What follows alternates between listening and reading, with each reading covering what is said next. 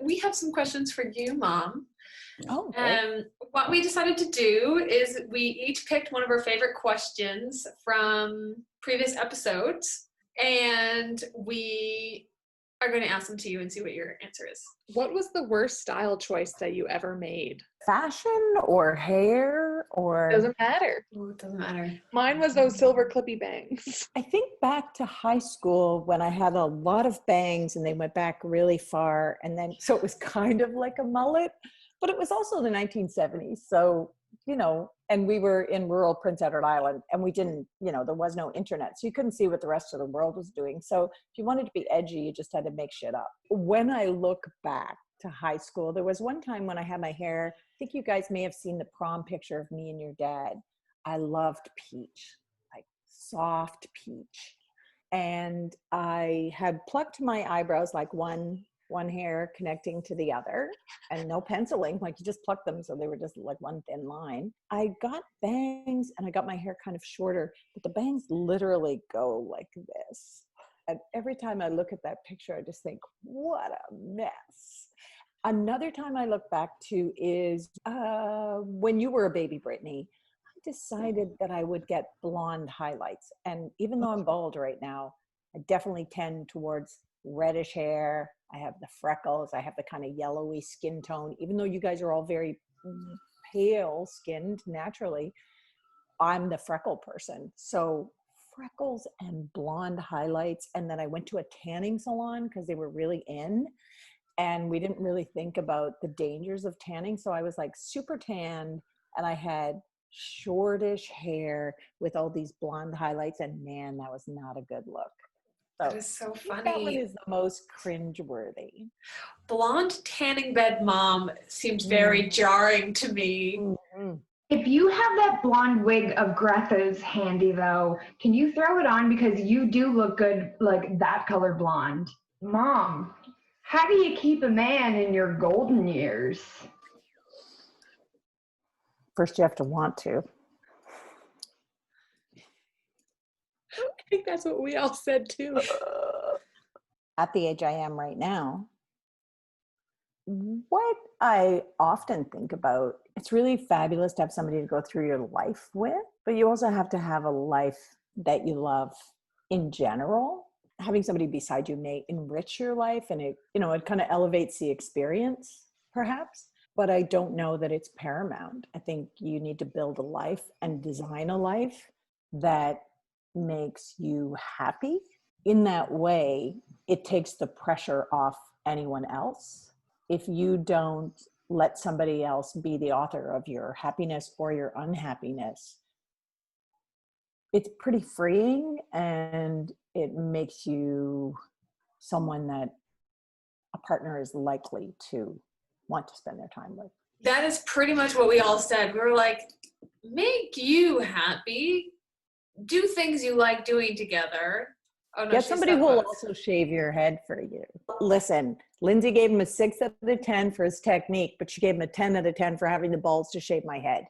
There you go. Sort of similar to what my hair would normally look like. I have pretty thick red hair. It's really funny to be able to move your bangs up and down. Oh, right. You really look like Donna right now. Oh, I know. We had a total Donna moment, yeah. So I think I would tend to wear them a little bit shorter like that, maybe.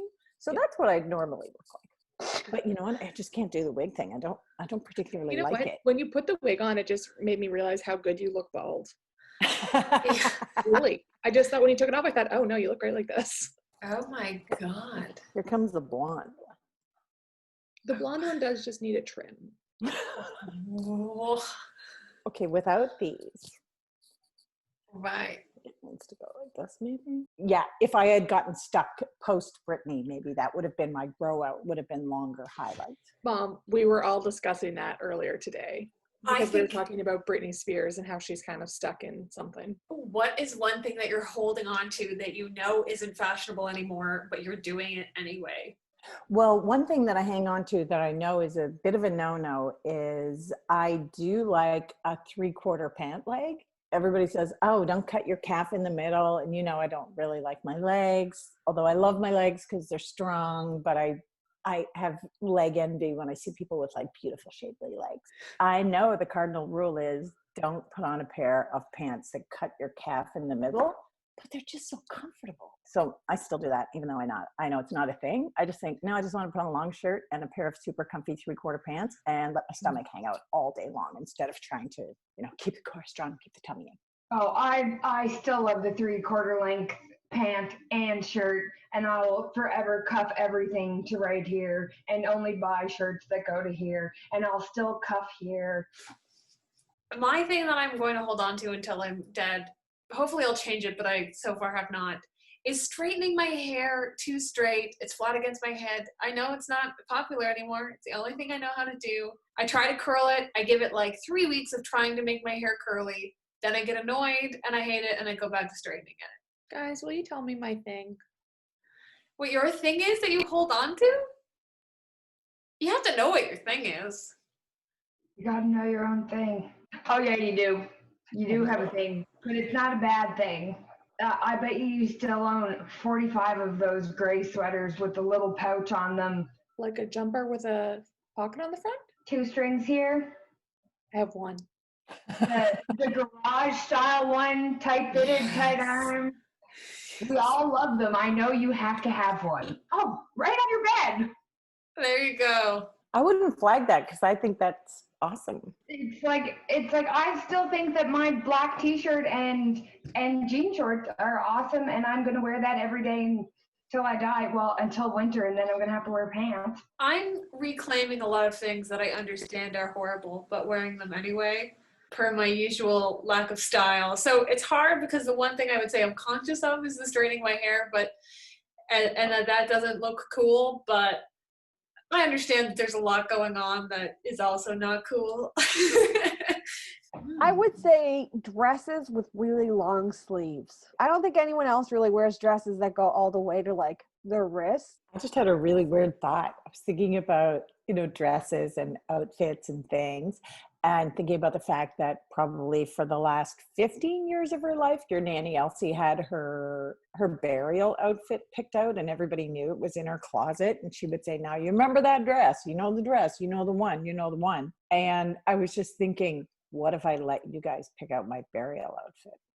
Oh my God. Well, we know it's 3/4 length pants. Oh wait, you're definitely gonna have coral lipstick and coral nail. Absolutely. Do not let them do my lipstick. You guys have to. Oh my God, Yeah. no.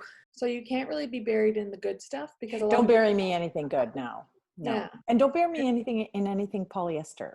Are we burying you because you're like, don't you ever fucking bury me? If That's you bury right. me, I'm coming back to hunt you. It's not actually for the burial, it's for the viewing. And if there's enough of my family still around, there will have to be the Catholic viewing. And then you get to toast me. For the viewing part, what are you going to put on me? And when you toast me, you have to toast me in the outfit. So if you toast me in polyester, it's going to melt first. And Ew. Right. Also, whatever you are like buried in, I think it's your ghost outfit, right? So you have to think about how you look as a ghost. I think maybe I just want to be in a Halloween outfit then. No, I definitely want a costume. You're gonna have to make it yourself because Halloween costumes in the shop are notoriously polyester. Oh yeah, no, I'll make it myself. Yeah. Homemade. I'll go through maybe my Rocket Raccoon outfit. What about Absolutely. the Lego girl? Oh, Wild style. Wild Yeah, style. I like that. That was fun. And that was a wig too. Okay, I will ask my question. This was one of my favorite things that we answered because everyone's faces were so telling and I was dying. You're in a room with a button that says do not push. Do you push the button? I watched this episode and I thought, what would I do? It depends on the timeline. Not being an extremely tolerant person, I would probably tolerate it for a while. Sometimes I'm a rule follower, so I wouldn't touch the button. But then I would become intolerant and I probably wouldn't touch the button. I would probably pound the button. Oh. Like, this is all Okay. you're giving me? What kind of timeline is this, Mom? Is this hours? Is this days? Is it weeks? Is it only the button and there's nothing in there to entertain me? Yeah, that's what we Yeah. needed to know too. We didn't. You're alone with the button. I could probably entertain myself for maybe 4 or 5 hours in my own mind, just hang out, visit with my own mind, and then I would become. irritated and cranky. I love that we were waiting for Amelia's answer during this. And Amelia was like, yeah, I probably lost an hour. We're like, an hour? And then Brittany was like, yeah, that lost about 17 minutes. And we're like, guys. So 5 hours. You could spend 5 hours on the button before you press it. Maybe. Yeah, I think so. I would definitely be speaking to the room and saying, who made this up? What's the point? Blah, blah, blah. Why am I here? I always think back to, you know, that experiment that they did with the children, and they told them that, you know, they left them in the room and they left them for so long. And they said, if you don't do this, then you get a bit, like the prize is bigger here. I always wonder what I would have done with that. None of us are getting, Lindsay's the only one getting marshmallows out of this scenario. Mm-hmm. Yeah. Oh, I would have predicted that Lindsay would be the only one getting marshmallows. That's really funny. This is for you and not for in reference to us. With 12 siblings, how did you all grow up in the same house with such different personalities and not murder each other? In hindsight, when I look at growing up in a house with many personalities, it certainly teaches you how to zig and zag. It forces you to figure out how to live in a space with somebody else with whom you don't necessarily align, or there's dramatic differences. I mean, people have different levels of maturity. Some people have short tempers. Some people are extremely patient. Some people are passive. Some people are not. My mother was, for my life, my dad died when I was 10. My mother was the guiding force in terms of house rules. The house rules were understood. Not working it out was never an option. Even when we got old enough that, you know, maybe two people would be annoyed with each other and they would say, you know, like, I'm so mad at so-and-so. And I mean, this would be like young adult. I'm so ticked with so-and-so, whatever. And my mother used to say, yeah, sure. Just make sure it's worked out by Sunday, because we're all getting together and having Sunday dinner. And you're just going to have to put that shit aside. So not working it out was never an option. Even if working it out was not working it out, but you just had to show up and do the thing. We could never say, I'm not talking to so-and-so. And also, growing up with that many siblings, there was a collective kind of feeling, and I think it's still true, that when we're together, we're pretty powerful, and we still continue to crave being together, even though sometimes it is chaotic and it can get frustrating and you just see the same behavior, good and bad. I think ultimately we do always keep wanting to come together. And there is something really powerful about being part of a group of 12 and moving through life as a group of 12. It's really cool. So why would you kill one of those? Do you see any of your siblings as like a path for you of thinking, oh, they're 5 years older than me or 7 years older than me, so like what am I going to be when I'm that, or where am I going to be when I'm there? I will say that one of the sweetest moments for me, and I have mentioned this to her, and she doesn't remember it at all, but my older sister, I remember being on the cusp of, like, I was kind of a tween. At that point in time, my sister Marie, who is she maybe 6 years older than I am, for some reason, she and I were sharing a bedroom. And, you know, I mean, it's kind of crazy when you have 12 kids in the same house, bedrooms get shared at different levels. And so for some reason, I was sharing a bedroom with her. I remember distinctly having my hands on the end of the bed, and she came in and I was crying. She didn't say, what are you whining about? She said, why are you crying? In a very kind way. And I said, well, I just don't know what to do. You know, if I behave this way, then somebody says, why are you being so childish? And so I try to be more of a grown up. And then somebody says, listen, what are you trying to do? You're not big enough to be doing that. Or you're, you know, so I was in that between place. And I was also like just super frustrated with not knowing where to play and sort of feeling held back. And I said, I just don't know what to do. Like, I feel like I can't do anything right. I want to be older. I want to be more mature, and I still want to play. And and I feel like everything I do, it's not the right thing. And she said, oh, it's just because you're like 12. And I was like, what? And she was like, yeah, everybody feels that way when they're 12. And I remember just thinking, seriously?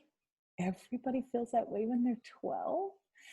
And I can still feel the lightness that I felt, even though I was in the weird place. I just thought, I am not alone. I'm not the only person. It's just, it's a phase. It's like hormones. It's, it's all these things, whatever it was, however she explained it to me. I remember being so relieved. I learned from her in that instant that it is always worth sharing with somebody else, or recognizing where they are, or trying to be empathetic. If I look at that behavior, how much did I love that, and how much do I try to be that? A lot. I imagine that changed who I was when I was her age, when I was 6 years later. And I mean, she was 18. She probably could have just said, "Get out of my way, you whiny little snip," but she didn't. So you learn different things from different stuff in your family. And I think I would say largely I was mostly influenced by my mother, who, was an incredibly multidimensional, wonderful woman. Lindsay, I remember you, when you were 19 and I was 16, you started inviting me out places, and I didn't think I was going to be able to do that for anybody else. But then, we have a family friend, Ailey, and Ailey is 3 years younger than me. So I remember being 19 and she was 16. And I think if I hadn't have had Lindsay, kind of say like, "Oh, do you want to come to a party and just meet people who are a little older, so you don't think, okay, I'm going to be 16 for my whole life and I'm only going to be able to hang out with teenagers." And so I was able to say, "Oh, I'm 19. Ailey, do you want to come to a party? Do you want to just, meet some people and go sit on a wharf?" Not anything spectacular, but just to be able to provide that to somebody else. It was really nice to be able to pay it forward with that. You're welcome. Thanks. I always tell teenagers that anyone who tells you that your teenage years are the best years of your life are lying, and your life gets better every year. I mean, you're going to have bad years, but generally life improves. Because I think that's so important. Like, no one should think that your life peaks at 18, because that is super depressing. You've got so much life after that. Your life has to get better. Mom, do you have any questions for us? Oh, yeah. What is the one thing that people would say about you if your name was brought up? Somebody said, "Oh, Lindsay, she's so," or "this about Lindsay." When I think about that question, I think about what is the one thing that I try to put out into the world. That's who I am. You've put lots of things out there, but what is the one thing that other people would say about you that's pretty positive? I genuinely think I'm helpful. And I think I hear that feedback a lot, especially right now, because I've been doing a lot with the PEI Craft Council. And a lot of people just have small questions or things that they need sorted out that take me very little time. And there's no point in not just stopping and helping them. I think I get that feedback a lot from people. And I think that is a bit of the word of mouth that I know people hear about me or know about me. Today, I went to the farmer's market very quickly, and I walked by a woman who, she was like, "Oh, hey, Lindsay." She's like, "Do you know anything about Square?" And I was just like, "Oh, yeah, sure. What do you want to know about Square?" And her thing had disconnected, and we just had to restart her Bluetooth, and it was fine. It took me under 2 minutes, and we had it sorted, and then I went on with my day. And I just thought, like, yeah, that person knew that I probably would be able to stop and help them and sort it out, and doesn't affect my day at all. I feel good to help people. This is going to sound sad, but it's not. But I just don't really feel like a lot of people know me anymore. I don't. Like, people know me, but a lot of people are not like super close.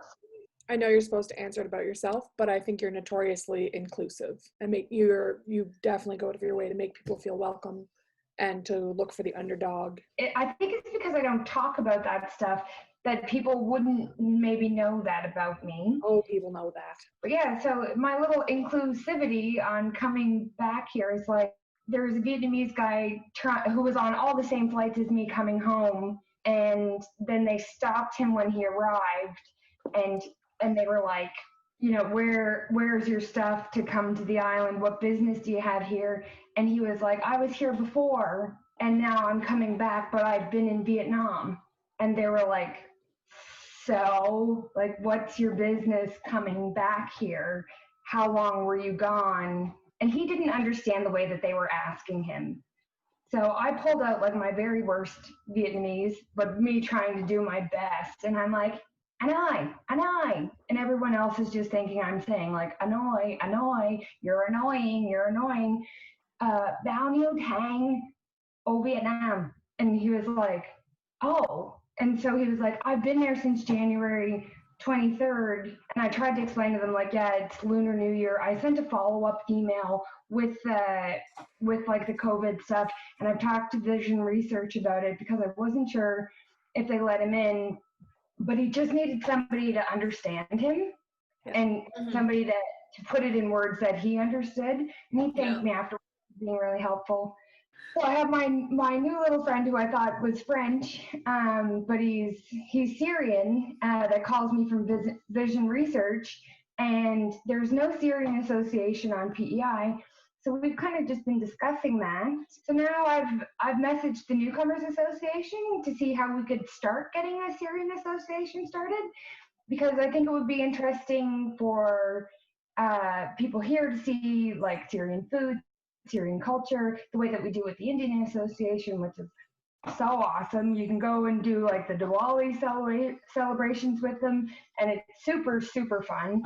Having people from home, because I know for me being in Vietnam, one of the things that I really love is seeing other Canadians, and when we get together, none of us speak like this anymore, where we're trying to talk really flat and normally so that everyone can understand us. We're saying, hey bud, how's it going? Like, it's just so nice to feel like you have someone from home, somebody that understands what home is like. I think it would be cool to get that going, and that is something that I do like about myself, and that I wish that more people knew about me, maybe, is that I do always make an effort to include everyone and make everyone feel like they're at home wherever they are. I think other people would say that I try to be really empathetic. I feel like I could always find a situation where I dealt with something similar and try to understand where I was at that point and help based on that. I think similar. I really believe in paying it forward. So any chance I get to pay it forward, I try to. I had 2 people write references for a little program I did during COVID, and then someone asked me for a reference, and it was so nice to be able to write a reference letter, and that person got their grant too, so now hopefully they can write a reference letter for someone else. So, just try to pay it forward and try to do good. Put good out there, because if people are doing good things for you, then you try to do the same. Mom, do you have one for yourself? I think it's probably a blend of all those things. I do remember somebody saying to me one time, and I really felt good about it. She said that no matter what, I would try to find something in common with anybody who is in front of me and relate to that. Like I always say, nobody is one-dimensional, and it's up to you to figure out the dimension of them that you can relate to. I try to bring people in and to sort of, be the gatherer and the, the person who has conversations and all that stuff. Yeah, I think that's something I need for like backstage, comedy-wise. There's a lot of people where we're not going to have a ton in common, and we might have very jarring different views, but I'll find something to, connect with backstage, because at the end of the day, that person's my coworker, and, I should understand them on some base level. And there is something to understand on some base level of everyone. And then we'll finally have this be over. Sorry. Okay, so thank you for watching episode 10 part 2. Point 2.